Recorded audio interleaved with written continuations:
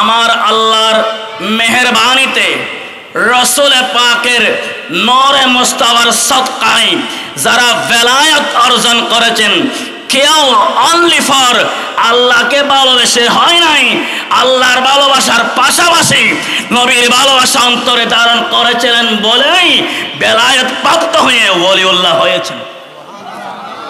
তার মধ্যে ওলিকুল সম্রাট পীরানে পীর দস্তগীর মাহবুবে সুবহানি কুতুবে রব্বানি আশিকে জানি পীরে লাসানি খিন্দিল আরশে নূরানি শাহবাজ লামকানি পীর মীর মুহিউদ্দিন আবু আব্দুল কাদের জিলানি গিলানি আল হাসানি ওয়াল হুসাইনি আল ফাতিমি রাদিয়াল্লাহু তাআলা ইনি একজন। উচ্চ আওয়াজে বলুন সুবহানাল্লাহ।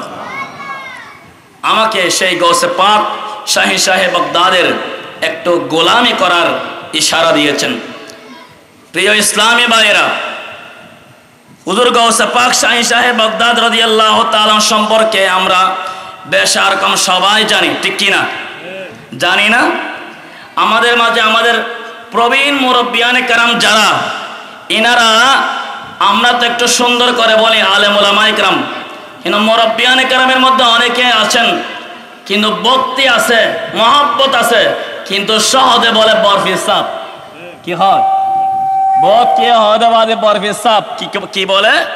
বরফি সাপ সহজে বরফি সাপ।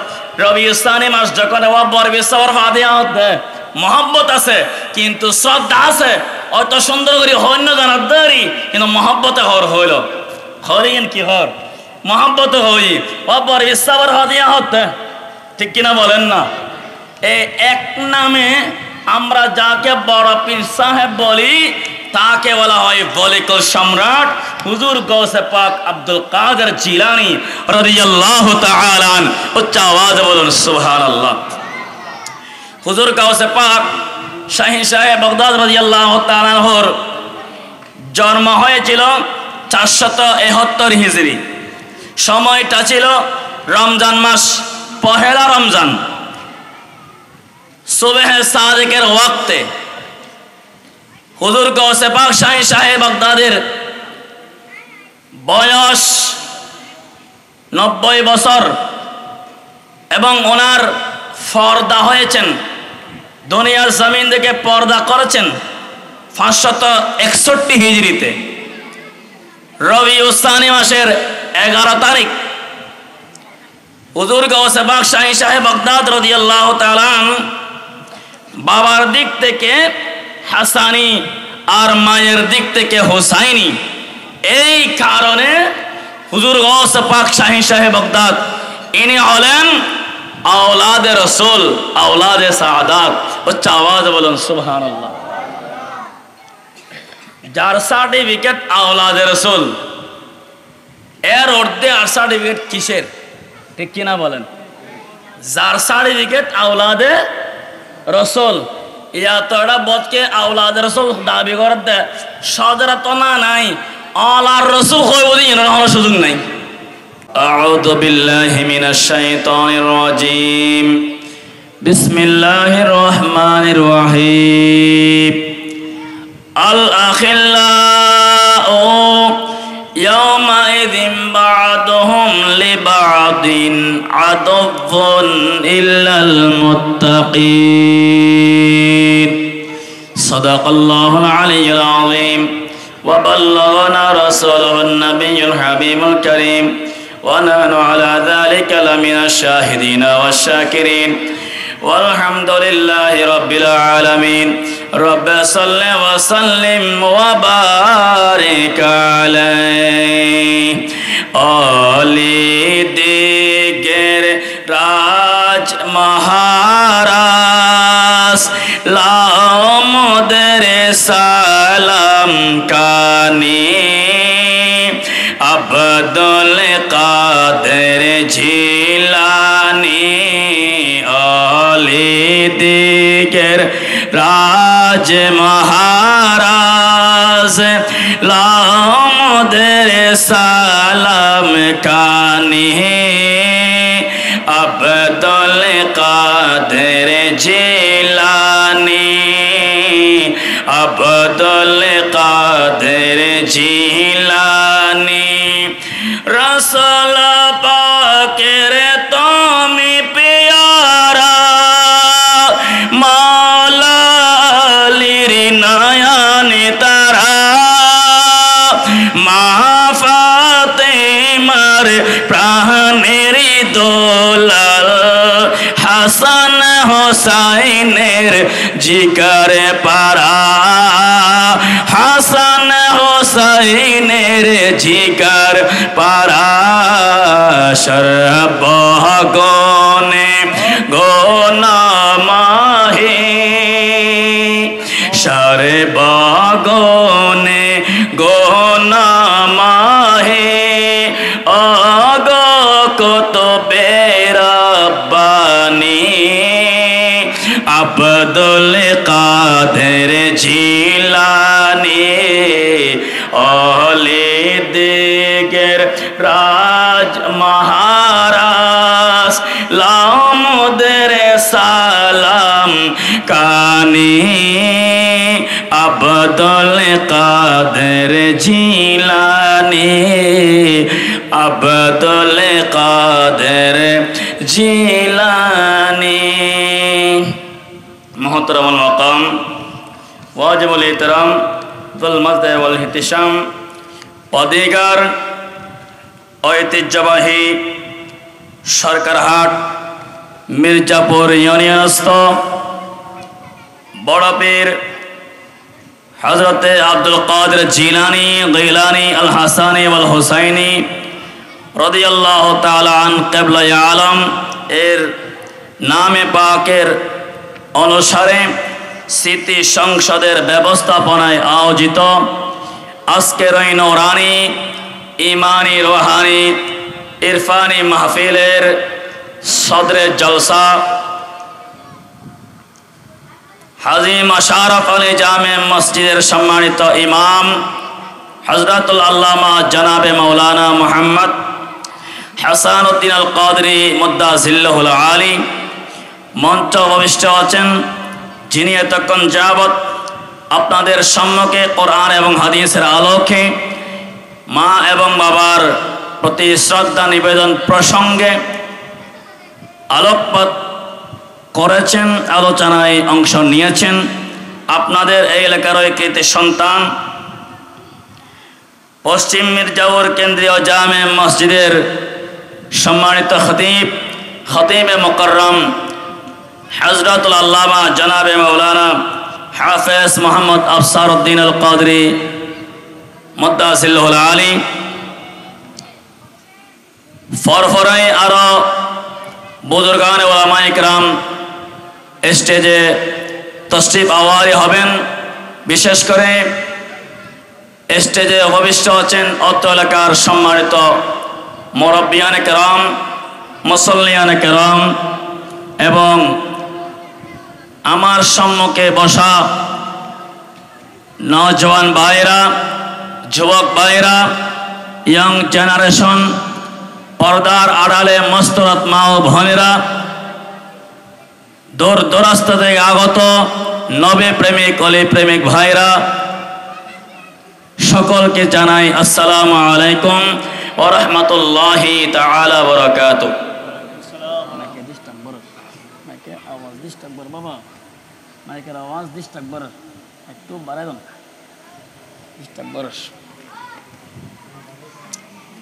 সর্বপ্রথম মহান আল্লাহর দরবারে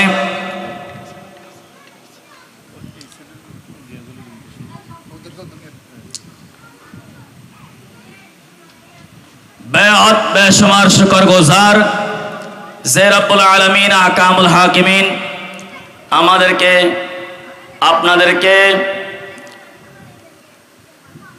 পবিত্র ঈদে মিলাদুন নবী সাল্লাল্লাহু আলাইহি ওয়াসাল্লাম ও ফাতিহায়ে আজদাহম উদযাপন, বিশেষ করে ওসিয়ে গৌসুল আজম হুজুর দিলাওয়ার হোসাইন মাঝভান্ডারী কিবলায়ে আলমের স্মরণে আজকের এই আজিম শান সুন্নি কনফারেন্সে আসার এবং বসার, আলোচনা শুনবার, ওয়াজ এবং নসিহত শুনে আমলে জিন্দগি দুরস্ত করার, কোরআন এবং সুন্নাহ মোতাবেক আহলে সুন্নাহ ওয়াল জামাতের আকীদার উপর অটল রেখে জীবন গঠন করার তৌফিক আর সুযোগ দান করেছেন। সকলে উচ্চ আওয়াজে বলি আলহামদুলিল্লাহ। সাদাতে সরকার কায়নাত, ফখরে মওজুদাত, সরকার মদিনা, সুরুর কলবসিনা, রাহত কলবসিনা, ফয়দে গঞ্জিনা, সাহেব মুআত্তার পসিনা, সাহেব লওলাক, সৈয়ার আফলাক, হাবিব রব্বুল আলামিন, ইমামুল আফদালিন ওয়াল আখিরিন, দো জাহানের বাদশা নবী, উম্মতের কান্ডারি নবী, শাফাআত করনে ওয়ালা নবী, নবী মুহাম্মদুর রাসূলুল্লাহ সাল্লাল্লাহু তাআলা আলাইহি ওয়াসাল্লামের নূরানি চরণ তলে লক্ষ কোটি দরুদ এবং সালামের হাদিয়া পেশ করছি। সকলে উচ্চ আওয়াজে বলুন আমিন। সাথে সাথে যাদেরকে স্মরণ করে আজকের এই আয়োজন, ওলিকুল সম্রাট, মাহবুবে সুবহানি, কুতুবে রব্বানি, আশিক ইসদানি, পীরে রাসানি, খিন্দিল আর শেনুরানি, শাহবাজ লামকানি, পীর মীর মুহিউদ্দিন আবু আব্দুল কাদের জিলানী গিলানী, আল হাসানি ওয়াল হুসাইনি, আল ফাতিমি, আল বাগদাদি রাদিয়াল্লাহু তাআলা আন কিবলায়ে আলমের বেলায়াতি কদমে পাকে সশ্রদ্ধ সালাম নিবেদন করছি। সকলে উচ্চ আওয়াজে বলুন আমিন।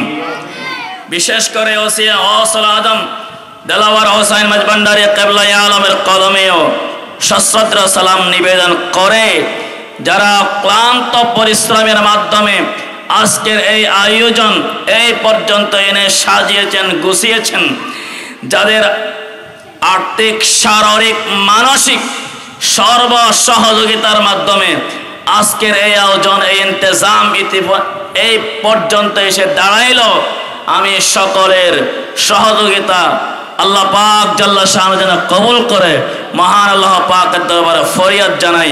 সকলে উচ্চ আওয়াজে বলুন আমিন। সকলে মহব্বতের আওয়াজে, ইমানে আওয়াজে, এলোমেলো না হয়ে, বিক্ষিপ্ত না হয়ে সবাই প্যান্ডেলের নিচে, শামিয়ানার নিচে বসে পড়ুন। মহব্বতের আওয়াজে দরুদে পাক পাঠ করি। আল্লাহুম্মা সাল্লি আলা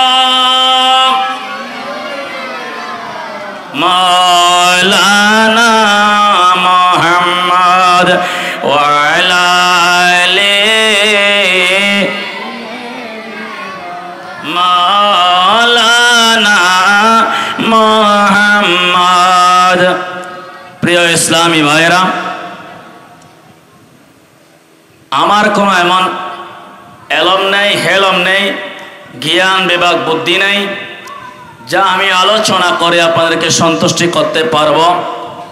তারপরেও মহান আল্লাহ পাক রসুল মুজতাবার যদি নূরানি নজর হয় এবং এই লিফটের মধ্যে যাদের নামে পাক উচ্চারণ করা হলো, ওসিয়া গৌসুল আজম দেলাওয়ার হোসাইন ভান্ডারী কিবলায়ে আলমের যদি নূরে নজর হয়, জুমলা আউলিয়ায়ে কেরামের যদি একটু নজর হয়, মুরব্বিয়ানে কেরাম এবং সামনে পিছনে যারা বসে আছেন, আপনাদের যে দয়ার মেহেরবানি হয়, আমি অদম নাচিস গুনেহগার দুই একটি কথাবার্তা আলোচনা করে আমার আলোচনা ইতি টানব নির্দিষ্ট সময়ের ভিতর। আমি আপনাদেরকে অনুরোধ জানাবো, আমি তো তেমন কোনো আলোচনা জানিও না বা জানার মতো যোগ্যতাও রাখি না, তারপরেও আমার ভাইয়েরা আমাকে মহব্বত করে ভালোবেসে আমাকে দাওয়াত করেছেন। তো দাওয়াত কবুল করা সুন্নাত বটে। আমি দাওয়াতকে কেন্দ্র করে আপনাদের সম্মুখে আসলাম একটু দোয়া নেওয়ার আশায়। যেহেতু বসলাম সেহেতু আমি আপনাদের নিকট অনুরোধ জানাবো, আলোচনা কালে আপনারা কেউ সেটক করবেন না। আমি আমার সামনে মুরব্বিয়ানে কেরাম যুবক ভাইদের প্রতি আকল আবেদন জানাচ্ছি, আলোচনা কালে আপনারা কেউ কথাবার্তা বলবেন না, পার্শ্ববর্তী আলাপচারিতায় মগ্ন হবেন না।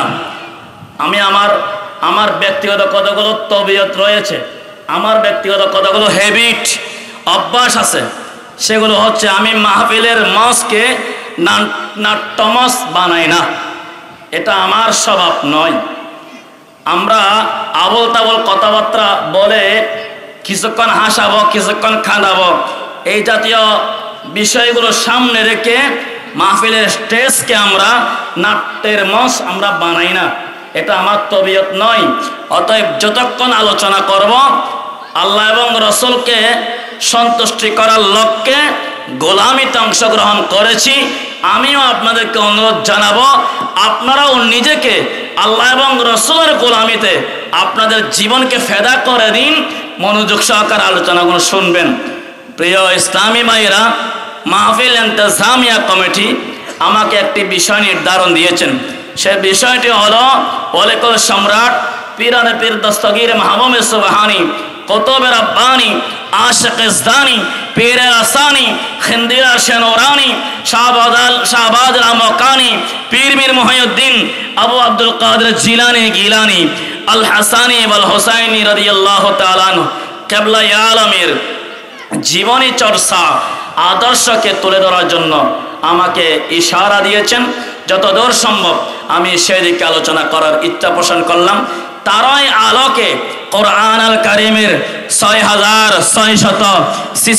আয়াত মতান্তর ৬২৩২টি আয়াতে কারিমা হতে আমি একটি আয়াত তেলাওয়াত করেছি, যে আয়াত খানা মহান আল্লাহ রাব্বুল আলামিন কোরআন আল কারিমের মধ্যে ইরশাদ ঘোষণা, বিসমিল্লাহির রহমানির রহিম, আল আখিল্লাউ ইয়াওমা ইযিম বা'দুহুম লিবা'দিন আদুওয়ুন ইল্লাল মুত্তাকিন। উচ্চ আওয়াজ বলুন সুবহানাল্লাহ। এই আয়াতের তরজমা সরল অনুবাদটি হলো আল আখিল্লাউ ইয়াওমা ইযিম বা'দুহুম লিবা'দিন আদুওয়ুন। গভীর মনোযোগ। দুনিয়ার জমিনে আমরা বন্ধুত্ব করতেও দেরি করি না, আবার এদিক সেদিক 19-20 হয়ে গেলে শত্রুতা পোষণ করতেও দেরি করি না। দুনিয়ার জমিনে বন্ধুত্ব আছে, তাও ক্ষণস্থায়ী, আবার দুনিয়ার জমিনে শত্রুতাও আছে, তাও ক্ষণস্থায়ী। আমার আল্লাহ বলেন দুনিয়া কিংবা আখিরাত, আল আখিল্লাউ ইয়াওমা ইযিম বা'দুহুম লিবা'দিন আদুওয়ুন ইল্লাল মুত্তাকিন। পরকালে আখিরাতের জিন্দেগিতে কেউ কারো হবে না, বাবা মার হবে না, মা বাবার হবে না, ভাই ভাইয়ের হবে না, স্বামী স্ত্রীর হবে না, স্ত্রী স্বামীর হবে না, কেউ কারো হবে না, আপনজন বলতে কেউ নাই।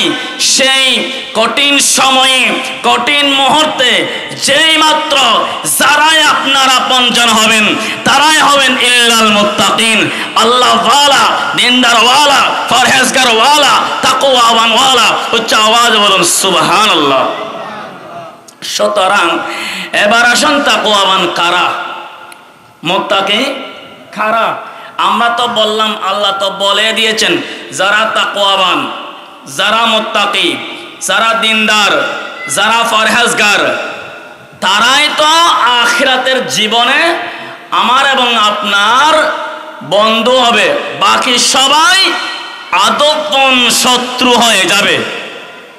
তো কারা বন্ধু হবে? মুত্তাকি। এবার আসুন মুত্তাকি কারা। একেবারে মুত্তাকির আলোচনা, মুত্তাকির ডেফিনিশন করতে গেলে অনেক সময়ের প্রয়োজন। সর্বশেষ মুত্তাকি তাকে বলা হয় যার ভিতরে, যার কলবে আল্লাহর ভালোবাসা, সাথে সাথে নবীর প্রেম, নবীর ভালোবাসা, নবীর মহব্বত, নবীর তাজিম, নবীর ইজ্জত, নবীর হুরমত, নবী মুস্তাফা তাজিম যার কলবে থাকবে সেই হলো আল্লাহ ওয়ালা। উচ্চ আওয়াজ বলুন সুবহানাল্লাহ। শুধুমাত্র আল্লাহর ভয় আছে, গভীর মনোযোগ। আল্লাহর ভয় আছে, নবী মানা নাই, নবী জানা নাই, নবী চিনা নাই, নবী বোঝা নাই, নবীর তাজিম নাই, নবীর ইজ্জত নাই, নবীর সম্মান নাই, নবীর হুরমত নাই, নবীর প্রতি শ্রদ্ধা নিবেদন নাই। নবীকে আমার মতো বলি, নবীকে ভাইয়ের মতো বলি, নবীকে গ্রামের সর্দারের মতো বলি, নবীর এলম শয়তানের এলমের চেয়ে কম বলি, এভাবে বলি, বাট আল্লাহকে মানি। বলা যায় উনি মুনাফিক, বলা যায় উনি বেঈমান। কারণ যিনি মুত্তাকি হবে, যিনি আল্লাহওয়ালা হবে, তার কলবে আল্লাহর ভালোবাসাও থাকতে হবে, নবীর প্রেমও থাকতে হবে। চিৎকার দিয়ে বলুন সুবহানাল্লাহ। ঠিক কি না? শুধু আল্লাহর ভালোবাসা তাই নবীর ভালোবাসা না তাই কাম নেই হোগা, কাম নাই। ঠিক কি না?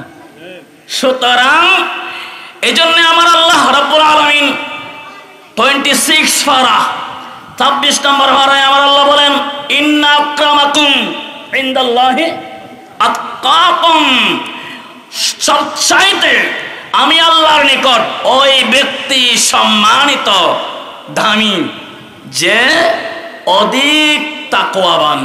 বলুন সুবহানাল্লাহ।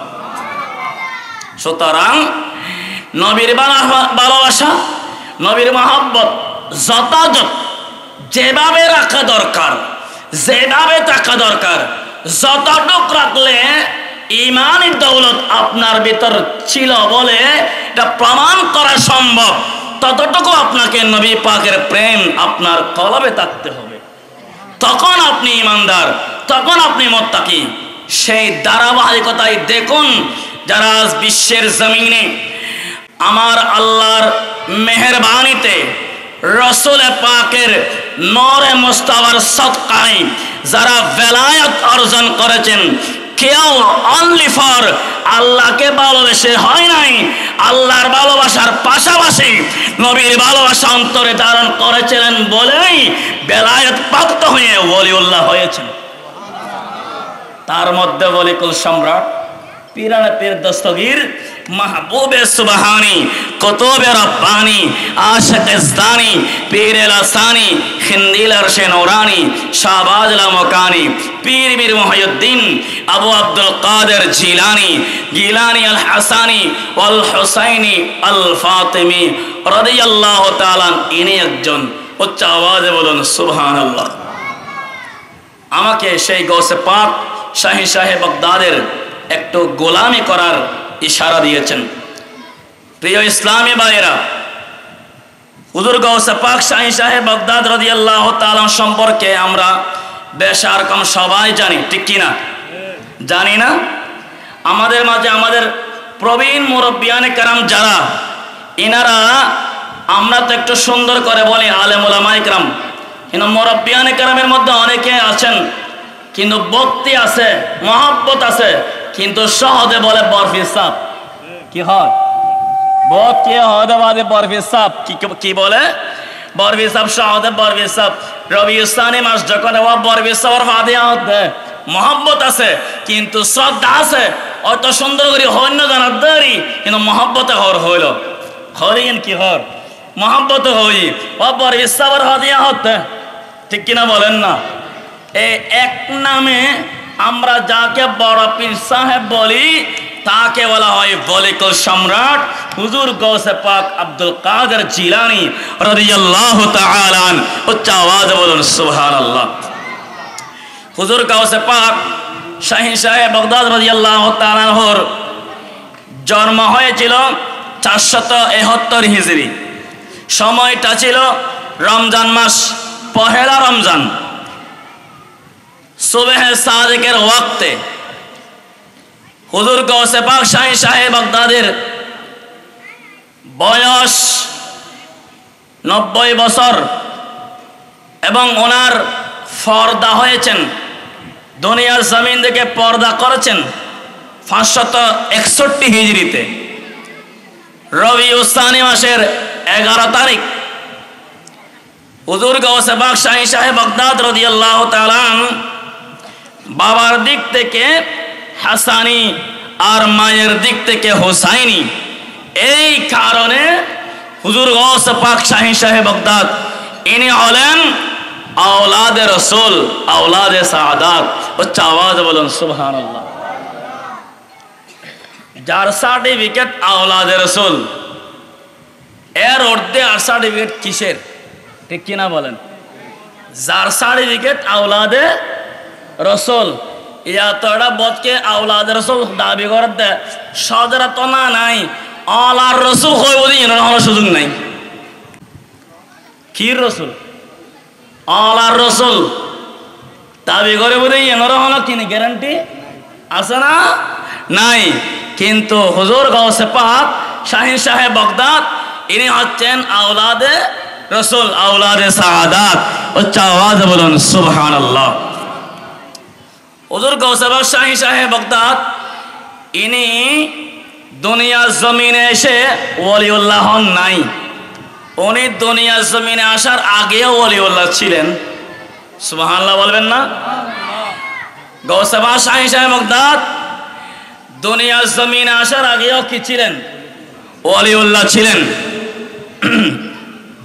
আরশে মুআল্লাই যেই মাত্র আলমে আরওয়াহের জগতে কিসের জগৎ আমাকে একটু কথা বলে সহযোগিতা করুন কিসের জগৎ আলমে আরওয়াহের জগৎ রূহের জগৎ সেখানে সকল রূহকে জামায়াত করে আমার আল্লাহ ইনাদের কাছ থেকে ওয়াদা নিচ্ছিলেন আলাস্তু বিরাব্বিকুম আমার আল্লাহ ওয়াদা নিচ্ছিলেন আলাস্তু বিরাব্বিকুম আমি কি তোমাদের রব নই সকল রূহ মুবারক সেই সওয়ালের জবাবে আমার আল্লাহকে দিয়েছিলেন কালু বালা আয় প্রভু আয় রব নিশ্চয় আপনি আমাদের প্রভু উচ্চ আওয়াজে বলুন সুবহানাল্লাহ সেই সময় যে সময় আমার আল্লাহ ওয়াদা নিচ্ছিলেন রূহ মুবারকগুলো থেকে ওই সময় কিছু লাইন ছিল সারি ছিল নবীদের সারি আর কিছু সারি ছিল ওলিউল্লাহর সারি আর কিছু সারি ছিল মুমিনদের সারি এভাবে অনেক সারি ছিল লাইন ছিল এক পর্যায়ে দেখা যায় ওই ওলিউল্লাহর লাইন থেকে ওলিউল্লাহর সারি থেকে একটি রূহ বারংবার নবীদের কাতারে চলে যায় উচ্চ আওয়াজে বলুন সুবহানাল্লাহ গভীর মনোযোগ ওলিউল্লাহর কাতার থেকে একটি রূহ নবীদের কাতারে চলে যায় এবং নবীগণের মধ্যে এক ফেরেশতা ওই রূহ মুবারককে বারংবার ওলিউল্লাহর কাতারে দিয়ে আসে যতবার ওলিউল্লাহর কাতারে দিয়ে আসে ততবার ওই রূহ ওলিউল্লাহর কাতার হতে নবীদের কাতারে চলে যায় উচ্চ আওয়াজে বলুন সুবহানাল্লাহ হঠাৎ করে গায়েবী একটা আওয়াজ এসে গেলেন আয় মহিউদ্দিন আয় মহিউদ্দিন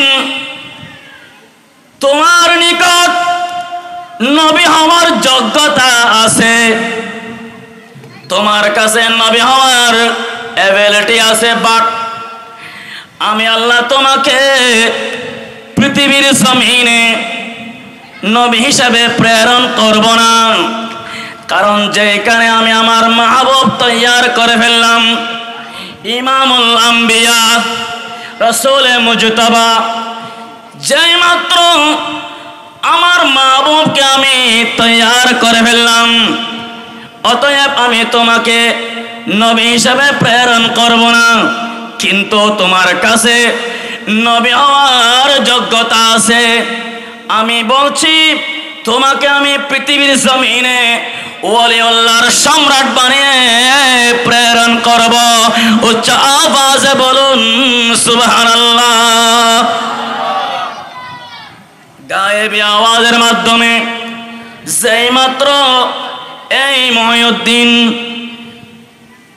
হুজুর গাউসে পাক শাহিন সাহেব বাগদাদ রাদিয়াল্লাহু তাআলা এই আওয়াজ শোনা মাত্র ওই মহিউদ্দিন শান্ত হয়ে গেলেন কারণ দেখুন মহিউদ্দিন এমন এক জাতে পাকের নাম যিনি হলেন আটলান্টিক মহাসাগর আমি প্রাসঙ্গিকভাবে বলি খোদার রুবুবিয়ত যত দূর রসুলে পাকের রহমতুল আলামিনের রহমত তত দূর আরে নয় নয় হুজুর গাউসে পাকের বেলায়েতের ছায়াও তত দূর সুবহানাল্লাহ খোদার রুবুবিয়ত যত দূর নবী পাকের রহমত আরে নয় বেলায়েতের ছায়াও ডকুমেন্ট কোথায় নাজারাতু ইলা বিলাদিল্লাহি জামান কাখারে দালাতিন আলা হুকমি ইত্তিসালি আসসালামাই আসসালামাই বাদশাহ আউলিয়া আসসালামাই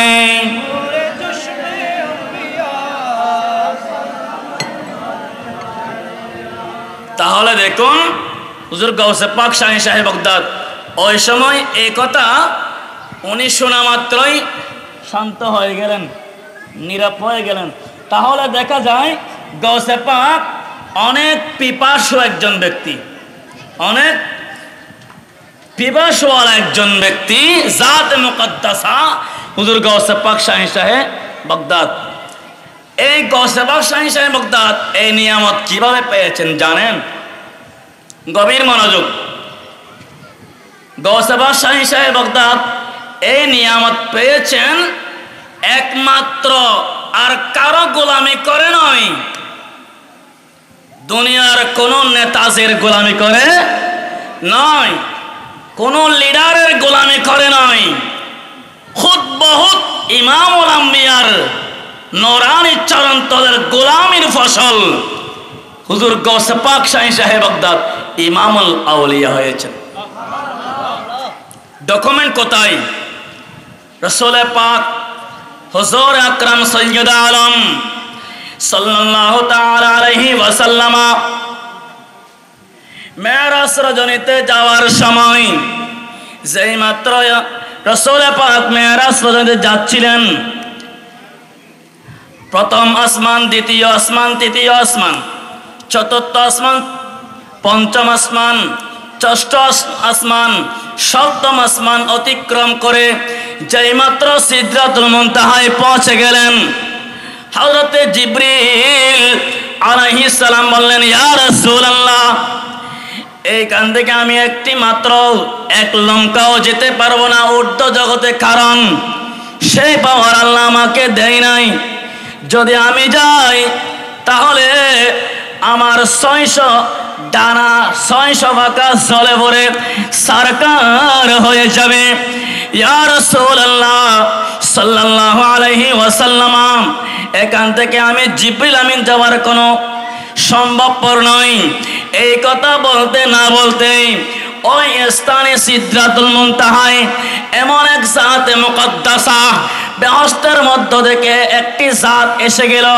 সেই জাতে পাকের নাম কিতাবের মধ্যে আল্লামা নুরউদ্দিন শাতনবী রাহিমাহুল্লাহুল বারী বাহাজাতুল আসরার কিতাবের মধ্যে লিখতেছেন, সেই সিদরাতুল মুনতাহা থেকে রাসূল পাকে মহান আল্লাহর দিদারে আসম আল্লাহ অতিক্রম করে আল্লাহ রাব্বুল আলামিনের দিদারে মুস্তাওয়া, দিদার ইলাহি করার জন্য যেই মাত্র নিয়ে গেলেন, ইনি হচ্ছেন রফরফ। হাদিসে পাকের ভাষা মতে ইনি আর কেউ না, ইনি হচ্ছেন মলিকুল সম্রাট, পীরানে পীর দস্তগীর, মাহবুবে সুবহানী, কুতুবে রব্বানী, আশিক ইসলানী, পীরে লাসানী, খিন্দিল আরশে নূরানী, হুজুর গাউসে পাক আব্দুল কাদের জিলানী।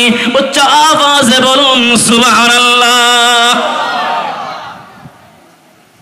ইমামুল আম্বিয়ার নূরানী চরণ যুগল গাউসে পাক শাহী সাহেব বাগদাদের কাঁধ মোবারকে নিয়ে সিদরাতুল মুনতাহা থেকে চলে যাচ্ছেন ঊর্ধ্বগমন।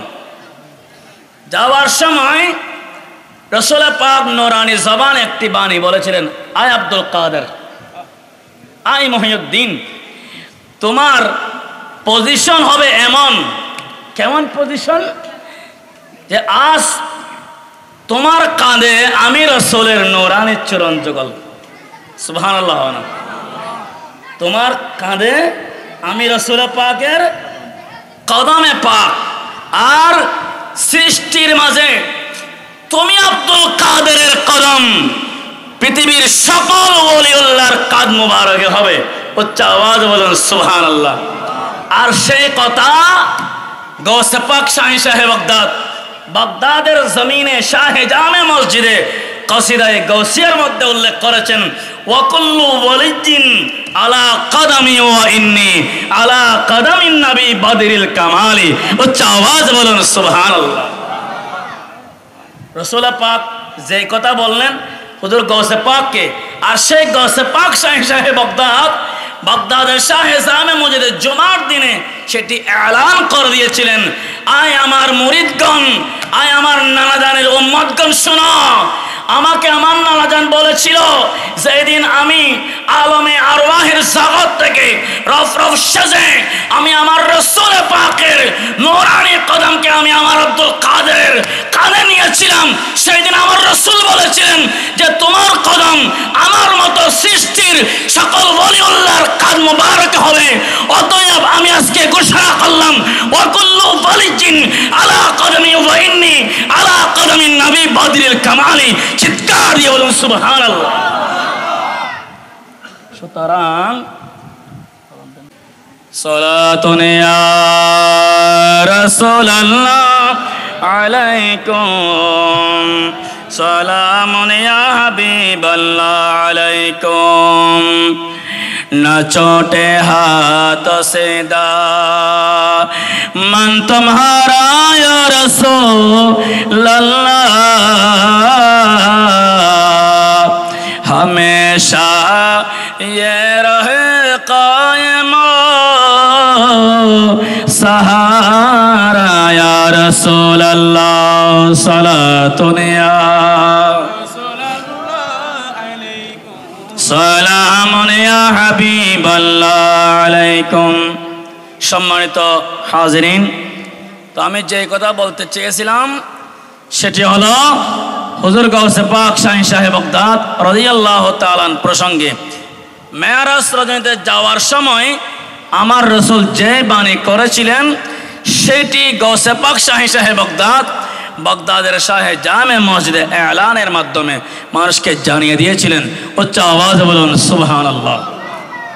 আসুন হুজুর গাউসে পাক শাহী সাহেব বাগদাদ রাদিয়াল্লাহু তাআলা যে সময় ওনার মায়ের উম্মুল খায়ের সানিয়ে ফাতেমা রাদিয়াল্লাহু তাআলা আনহা এর শেকমে পাকে যেই মাত্র আল্লাহ وسيكون له شان في الأولياء والأقطاب كشاني بين الأنبياء والرسل। উচ্চ আওয়াজে বলুন সুবহানাল্লাহ।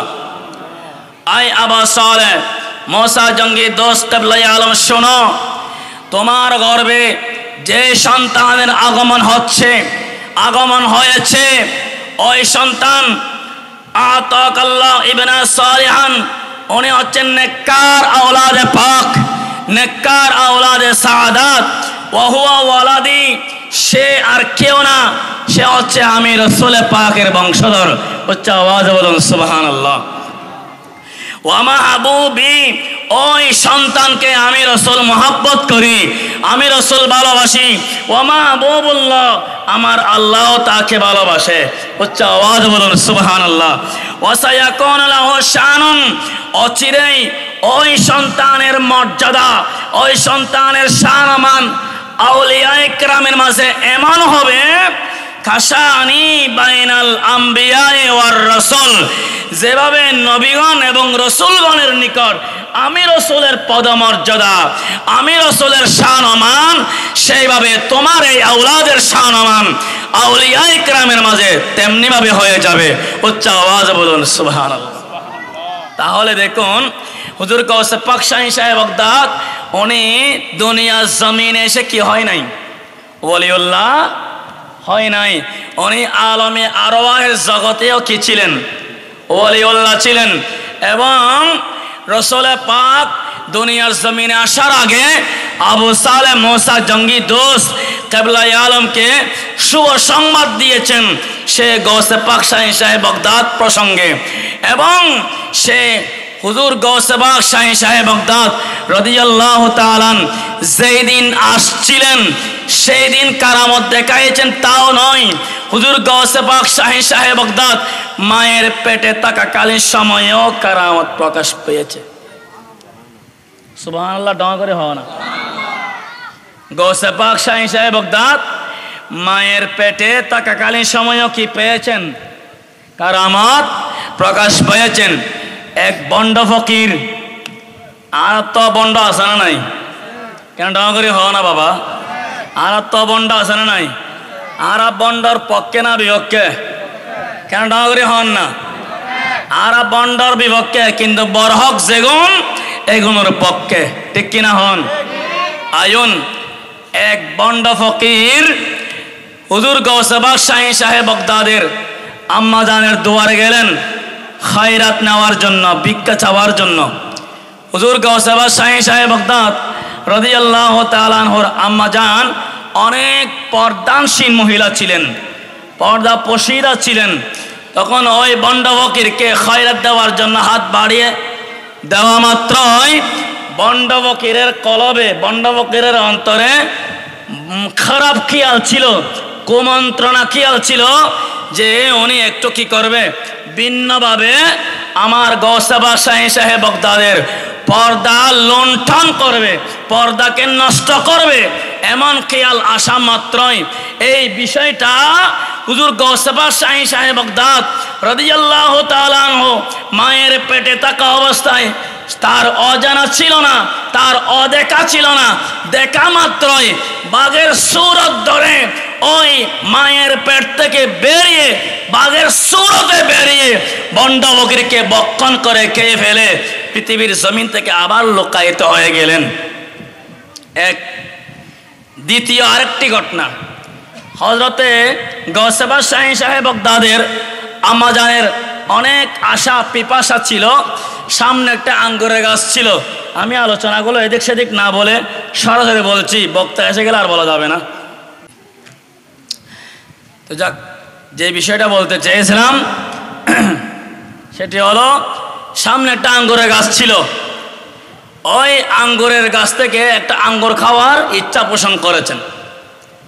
যেই মাত্র উম্মুল খায়ের ফাতেমা সানি আঙ্গুর খাওয়ার জন্য হাত বাড়ালেন, সাথে সাথে এখানে ভিতর একটা নাড়া লেগেছেন, যার কারণে হুজুর গৌসে পাক শাহী সাহেব বাগদাদের আম্মাজান বসে গেলেন। দুইটি কারামত আপনাদের সম্মুখে প্রেজেন্টেশন করলাম। পৃথিবীর জমিনে গৌসে পাক শাহী সাহেব বাগদাদ আসার পরে যখন বুদ্ধি হলো, একটা আকলে সলিম হলো, তখন মায়ের কাছে, দেখুন আজ যুবক ভাইরা আদব কাকে বলে। আমার মাহফিল ইন্তেজামিয়া কমিটি আমাকে সাবজেক্ট দিয়েছেন বড় পীরের আব্দুল কাদের জীবনী চর্চা এবং আদর্শ। আমি গভীর মনোযোগ যুবক ভাইদের প্রতি, যে দেখুন হুজুর গৌসে পাক শাহী সাহেব বাগদাদ কিভাবে আম্মাকে আদব দেখিয়েছেন, কিভাবে দেখিয়েছেন আদব। বুদ্ধি শুদ্ধ হওয়ার পর আম্মার কাছে গেলেন, আম্মা জান, আয় আম্মা জান, আমাকে মাফ করে দাও, আমি আপনাকে বড় কষ্ট দিয়েছি, আপনাকে আমি কষ্ট দিয়েছি, আপনি আমাকে মাফ করে দাও, আমাকে ক্ষমা করে দাও। তখন উম্মুল খায়ের ফাতেমা সানি গৌসে পাকের আম্মা জান বললেন, আয় পুত্র সন্তান, আয় আমার সন্তান, আদরের সন্তান, আপনি আমাকে কোনো সময় কষ্ট দাও নাই, তুমি তো আমাকে কোনো সময় কষ্ট দাওনি, কি জন্য তুমি আমার নিকট ক্ষমা চাচ্ছ? আম্মা জান শোনো শোনো, আমি জানি আমি তোমাকে দুইভাবে কষ্ট দিয়েছি। একবার আপনার কাছে এক বন্ড ফকির আসছিল, আপনার পর্দা লুণ্ঠন করার মানুষে ভিক্ষাকে কেন্দ্র করে আমি আপনার পেটে থাকাকালীন অবস্থায় আমি গৌসে পাক শাহী সাহেব বাগদাদের বেলায়েতের চক্ষু মুবারকে আড়াল ছিল না, অজানা ছিল না, অদেখা ছিল না। আমি দেখা মাত্রই আপনার সেকমে পাক হতে বাঘ সেজে বাঘের সুরত ধরে আমি ওই বন্ড ফকিরকে বক্ষণ করে আবারও আপনার সেকমে পাকে চলে গেলাম। এক। দ্বিতীয় হলো, আপনার বেশি পিপাসা ছিল, আপনার বেশি তৃষ্ণা লাগছিল। আমাদের ঘরের সামনে একটা আঙ্গুর গাছ ছিল, ওই আঙ্গুর গাছে গিয়ে আপনি একটি আঙ্গুর খাওয়ার ইচ্ছা পোষণ করেছেন। যেই মাত্র আপনি আঙ্গুরের দিকে হাত বাড়াইলেন, আমি আপনার সেকমে পাক থেকে দেখতে পেলাম আপনি যদি আঙ্গুর থেকে আঙ্গুর ছিঁড়তেন, আপনি ওই সময় সরফের দংশন পেয়ে যেতেন। কারণ আমি বেলায়েতি চক্ষু মোবারকে দেখতে পেলাম আপনার সেকমে পাক থেকে ওই আঙ্গুরের গাছে বিষাক্ত সর্প ওখানে রয়েছেন। যদি আপনি আঙ্গুর খাতেন, আঙ্গুর ছিঁড়তেন, সাথে সাথে ওই সর্প আপনাকে দংশন করত, যার কারণে আপনি ইন্তেকাল করে যেতেন। আমি এটা দেখে আপনি আম্মাজানের কলিজার বুড়ো ধরে টান দেওয়া মাত্রই আপনি হো করে বসে গেলেন। সেটি আপনি কষ্ট পেয়েছেন।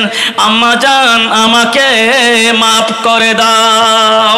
উচ্চ আওয়াজে বলুন সুবহানাল্লাহ। শেষ। কিন্তু আর বর্তমান বিশ্বে মা বাবার হতে এবার তো মা শেখমতন গজ্জি দিন কি বালা গজ্জি না হারাপ গজ্জি, এবার বালা গজ্জি না হারাপ গজ্জি, বালা উপকার। কিন্তু এরপরেও গোসে পাক মাতন কি সার মাপসার আর আরাম মাল্লয় অড়ি ভেড়ি এনে হনে একে একে খয়রে মার শানত বিয়াদিফি করিন না নগরীর হন না, মার শানত বিয়াদিফি করিন নগরীর। আর আগর বক্তা হয়ে গেছে হোমা জান্নাত কা ওয়া নারকা, মা বাপ সন্তান সন্ততি আল্লাহ জান্নাত জাহান্নাম। উচ্চ আওয়াজ বলুন সুবহানাল্লাহ। সুতরাং হুজুর গৌসে পাক শাহী সাহেব বাগদাদ মায়ের প্রতি শ্রদ্ধা নিবেদন। আরেকটি ঘটনা বলে আমার আলোচনা সমাপ্ত।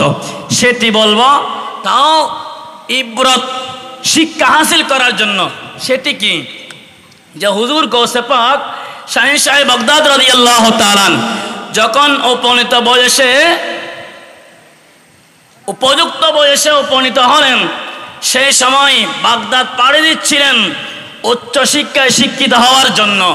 তো যাওয়ার সময় আম্মা জান আমার গৌসে পাকের আস্তিন মোবারকে 40টি স্বর্ণ মুদ্রা কি দিয়েছিলেন, সিলাই করে দিয়েছিলেন। গভীর মনোযোগ, যারা স্টাডিতে রত, যারা লেখাপড়ায় রত যুবক ভাইরা, আমি আপনাদের দৃষ্টি আকর্ষণ করছি। তো আম্মা জান ওখানে একটা ওসিয়ত করেছেন।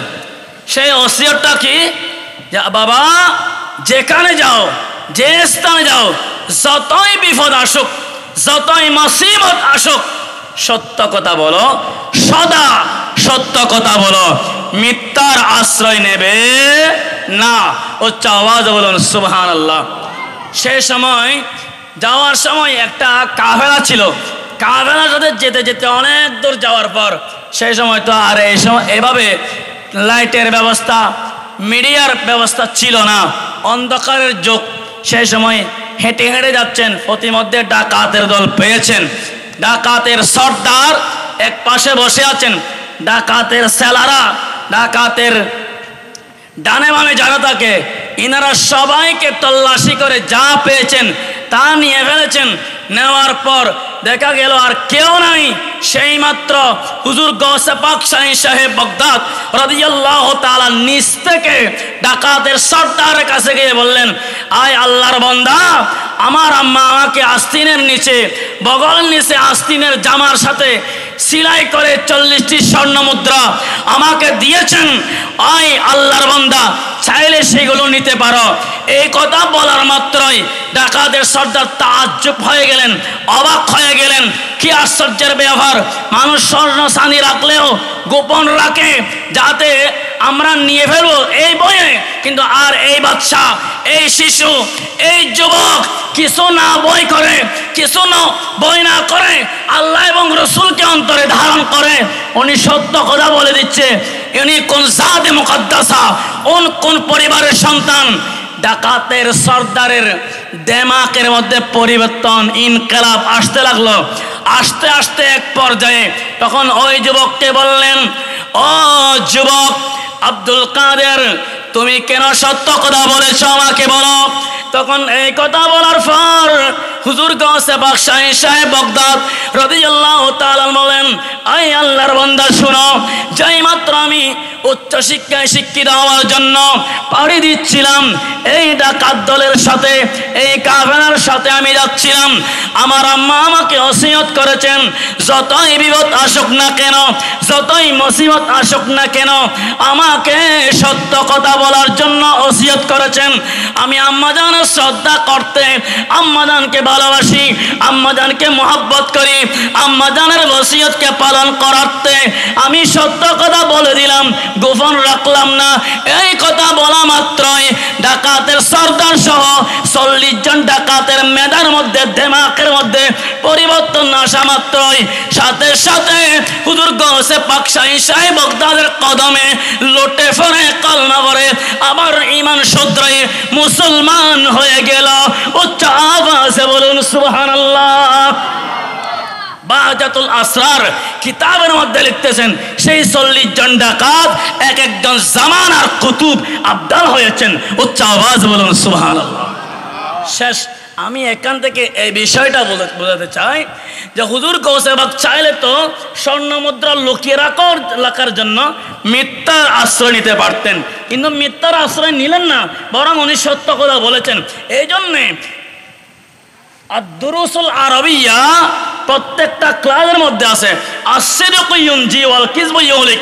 হাদিসে পাকের মধ্যে আমার রাসূল বললেন, সত্য মানুষকে মুক্তি দেয়, মিথ্যা মানুষকে ধ্বংস করে। কোরআনুল কারীমের মধ্যে আমার আল্লাহ বলেন, লানাতুল্লাহি আলাল কাযিমিন, মৃত্যুকবাদীর উপর খোদার। আল্লাহ পাক জাল্লা শানহু আমাদেরকে বোঝার, আমল করার, হুজুর গাউসে পাক শাহী সাহেব বাগদাদের তরিকা মতে, চরিত্র মতে আমাদের জীবনকে গঠন করার তৌফিক দান করুক, আমিন। আমি আরেকটি বিষয় বলছি, সাবধান। ওলিউল্লাহর শানে বেয়াদবি করলে তার বিচার আছে কিনা? এখানে ব্যাগুন ডাঙা করে হ, ব্যাগুন মিডিয়ে তো কেন আওয়াজ করে হ। ওলিউল্লাহর শানে বেয়াদবি করলে বিচার আছে কিনা? নাকি বিচারিবে বলতে হবে? সম্রাট আওরঙ্গজেব মোগল শাসনের আমলে সম্রাট আওরঙ্গজেব, যাকে এক বাক্যে বলা হয় বাদশাহ আলমগীর, যার নামে একটা কিতাবও আছে, ফতোয়ায়ে আলমগীর। কি কি ফতোয়ায়ে, সময় তো যেতে লাগবে বাজি, ফতোয়ায়ে আলমগীর। এই ফতোয়ায়ে আলমগীর লেখক মোসান্নেফ বলেন সম্রাট আওরঙ্গজেব, তার মানে বাদশাহ আলমগীরের আমলে সেই সময়ের ওলামায়ে হিন্দ মানে যে সমস্ত আলেমার কলাবর ভিতর নবীর ভালোবাসা নওয়াছিল, নবীর মহব্বত নওয়াছিল, সেই সমস্ত ওলামায়ে কেরাম আমলে বাদশাহ আলমগীর হাসায় বারবার রিকোয়েস্ট করতে, মাজার বানায় ফেলো, ইন শিরিক, ইন বেদাত, ইন এই ইন সেই, মাজার বানায় ফেলো। এভাবে এই যুগ তো আসিল না নওয়াছিল। এবং মোগল সম্রাটের শাসন আমলত বাদশাহ আলমগীর হতে ঠিক আছে, তলি সর্বপ্রথম আর ফিরুর মাজার ভাঙ্গুম, যদি শর্ত আছে আর ফিরে যদি খবর তো সালাম দিতে পারে তলি ভাঙতেন ন, আর যদি সালাম দিন না পারে ভাঙি ফেলিম। এইভাবে সিদ্ধান্ত আকারে দেখা যাচ্ছে অসংখ্য মাজার ভাঙ্গি, সর্বশেষ মাজার ভাঙতে এক পর্যায়ে যেত খাজায়ে আজমির, খাজা গরিব নওয়াজের দরবার যায়, যেই মাত্র বুলডোজার সামনে রাখি ভাঙি বেল্লা কিয়াল গজ্জি সালামি দিই নোয়াইর ভাঙি বেল্লা যেতে আত বাজাই, সাথে দেহাদার খাজা গরিব নওয়াজ হিন্দুস্তান, খাজা গরিব নওয়াজ রাদিয়াল্লাহু তাআলা মাজারে পাক হতেন সশরীরে জীবিত অবস্থায় বার হই। বাদশাহ আলমগীর এনগরিদরের বাদশাহ আলমগীর সম্রাট আওরঙ্গজেব সাবধান, এই পর্যন্ত যা মাজার বাইঙ্গু ইন বেয়াদবি গজ্জু, অতএব মাজার বিয়াগন কি করিল আবার স্বর্ণ দিয়ে মোরাই দ একখান হতা কি আল্লাহ মাজারত আপন আপন ওলিউল্লাহ সব সময় অবস্থান না করে, ই তারা তো ডিউটি আছে, যে সময় যেমন ডিউটি স্যার, যে সময় তুই সম্রাট আওরঙ্গজেব, তুই বাদশাহ আলমগীরে মাজার যেখান বাইঙ্গু এই উম্মিদি আপন ওলিউল্লাহ এই সময় নোয়াসিল নলে তুই সম্রাট আওরঙ্গজেব জবাব পাইতে আয় সম্রাট আওরঙ্গজেব তুই যে সময় সালাম দিও আয় খাজা গরিব নামাজ ওরে আয়ও রোজাই পাকর নছিলাম আয়ও সেই সময় আর নবী পাকর নূরানি বয়গতা ছিলাম এইমাত্র তোমার এই জুলুমের শিকার জুলুম অত্যাচার বেশি হতে সহ্য করেন না ভাই নবী পাকর নূরানি বয়গতুন অনুমতি নয় তুই সম্রাট আওরঙ্গজেবের আয় উত্তর দিবাল্লাই আয় গে উচ্চ আওয়াজ বলুন সুবহানাল্লাহ। সাবধান বিশ্বের জমিনত সাবধান সুন্নিয়ল মরণগজ্জুতে বই দেখি সাবধান করে দিন সতর্ক সকল ওলিউল্লাহ জবাব দিত না ইন মরণগজ্জ এরজ্ঞ ওলিউল্লাহর নিকট খোদার হুকুম দেব সেবে সমস্ত ওলিউল্লাহর পক্ষে জবাব দিব তখন 12টা বাজিব তখন কিন্তু 12টা বাজিব মনে করতে লাগবে মাজার অজ্ঞ বাইঙ্গ দুয়া বাইঙ্গ তিন্ন বাইঙ্গ জবাব নাই বন্ড নয় নয় এর মনে করছো হয়তো তার আজও খোদার পক্ষতন হনাকান অর্ডার অনুমতি নয় যার কারণে আদব রক্ষাতের জবাব নয় কিন্তু খোদার পক্ষতন নবীর পক্ষতন ওলিউল্লাহর যার কদমত অর্ডার অনুমতিও সকল ওলিউল্লাহর জবাব একজনে দেব ঠিক কিনা হ সাবধান সতর্ক মাজার ভাঙন বন্ধ করো শুধু মাজার ভাঙ্গে জানো মাজার লাতি মারি মাজার ভাঙিব হইলে পৃথিবীর ইতিহাসত বাংলার জমিনত ইতিহাস আছে ট্যাঙ্গের লয়ের খবর আছে না পারে সময় দিবে তো শেষ তলি বাংলার জমিনত অলিউল্লাহর মাজার ভাঙিব হইলে লাথি মারি ঠিক না বেঠিক হয় না না হয় ট্যাঙ্গি লয় খবর দেখতে না ইন্ডিয়ার জমির তুন ঘুরে ফরো অবশেষে খুর পর্যন্ত আরম্ভ করছি আর নাম প্রকাশ করতে অনিচ্ছুক তাহলে নাম প্রকাশ নগরের সাবধান সতর্ক এহতাল্লাহ ইমামে গাজী শেরে বাঙ্গালা তো আন্নি আজিয়ে ইমাম গাজী শেরে বাংলার দেওয়ান আজিতন কিছু চর্চা করজুম দেওয়ান আজিতন কিছু হতা হইম গৌসা পাকর শানত সময় নাই ইমামে গাজী শেরে বাংলা হদ্দে মান আদালি নামে নাজেম গর্তুখাহি শেরে বাঙ্গালা বেদা মন কিরানে আউলিয়ারা সাইফে বুর্রা বেগুমা উচ্চ আওয়াজ বলুন না সুবহানাল্লাহ।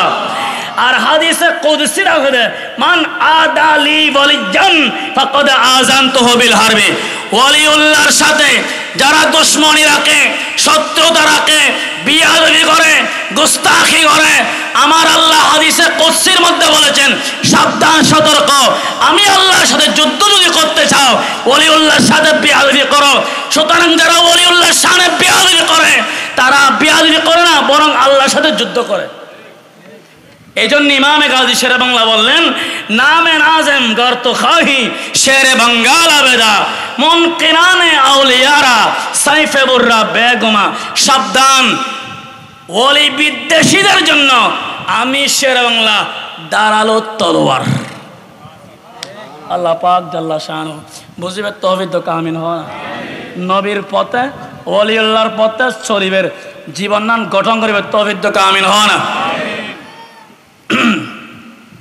आदब से खुदा बाशत होना आदब से की बाशत खुदा बाशत आदब द्वारा खुदा आ जाए और बेआदब द्वारा शुरू से उड़े हानत ठीक नहीं बेटी बेआदबी एक बार गज्जी दुइबार गज्जी तीनबार गज्जी किन्तु बेआदबर एक सीमाना आछे सर्वशेष बेआदबर एक বিচারও আছে আছে না নাই सावधान आदब से अल्लाह बन जाएगा और बेअदब खुदा की फजल रब महरम अस्त बेअदब खुदार रहमत की वंचित अल्लाह पाक जल्ला शानहु आर कबूल करक आमीन व मा अलैना इल्लाल बलाग। अस्सलामु अलैकुम व रहमतुल्लाहि व बरकातुहू।